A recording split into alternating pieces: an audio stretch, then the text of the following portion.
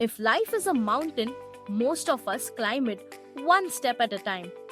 Arunima Sinha, she climbed it on one leg and didn't just stop at life's mountains, she went straight for the real ones. But let's rewind. Arunima was born in Ambedkar Nagar, Uttar Pradesh.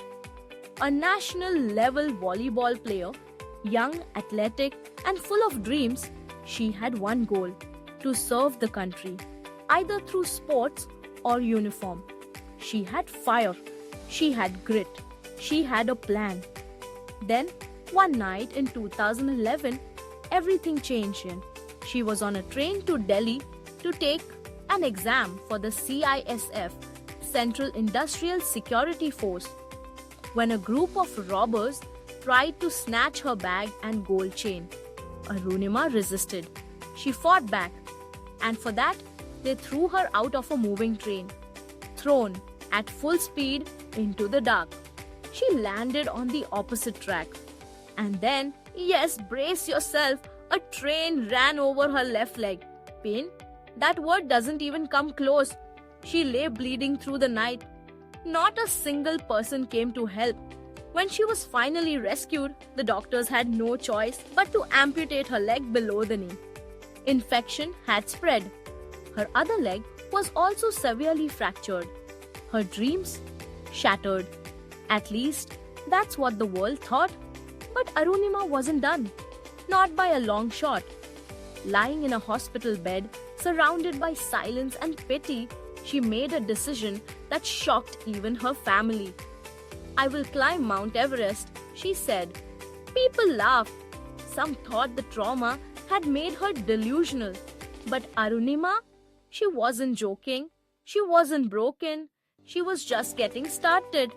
She reached out to Bachendri Pal, the first Indian woman to climb Everest. Bachendri, a powerhouse herself, believed in Arunima and took her under her wing. Training began at the Tata Steel Adventure Foundation, and let's be clear, it was brutal. She learned rock climbing, ice craft, survival skills, and how to walk, fall, and stand up again. Not just metaphorically, but physically with her prosthetic leg. The mountain didn't care about her pain. Neither did Arunima.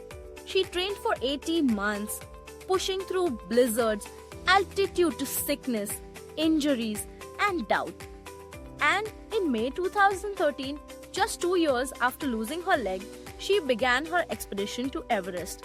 The climb is considered one of the toughest on earth, even for the fittest, even for those with all limbs.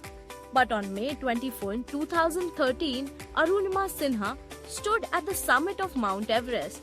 It also was horizontal 48 meters above sea level, the sky above, the world below. Her prosthetic leg buried in snow, her soul bursting with victory. She became the first female amputee in the world to scale Everest.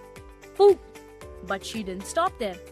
Arunima went on to climb 6 more of the world's highest peaks across 6 continents: Kilimanjaro in Africa, Elbrus in Europe, Kosciuszko in Australia, Aconcagua in South America, Denali in North America, and Carsten's Pyramid in Indonesia.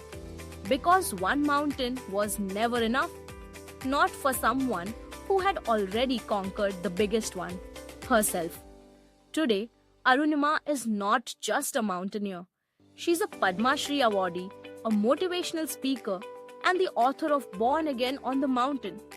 She also runs a non-profit to help underprivileged people with disabilities chase their dreams.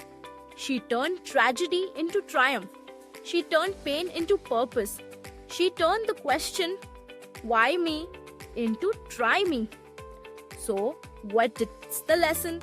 Everyone stumbles, everyone falls, but not everyone decides to climb Everest after losing a leg.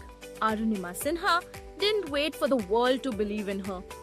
She believed in herself even when her body was broken and the world whispered, "You can't."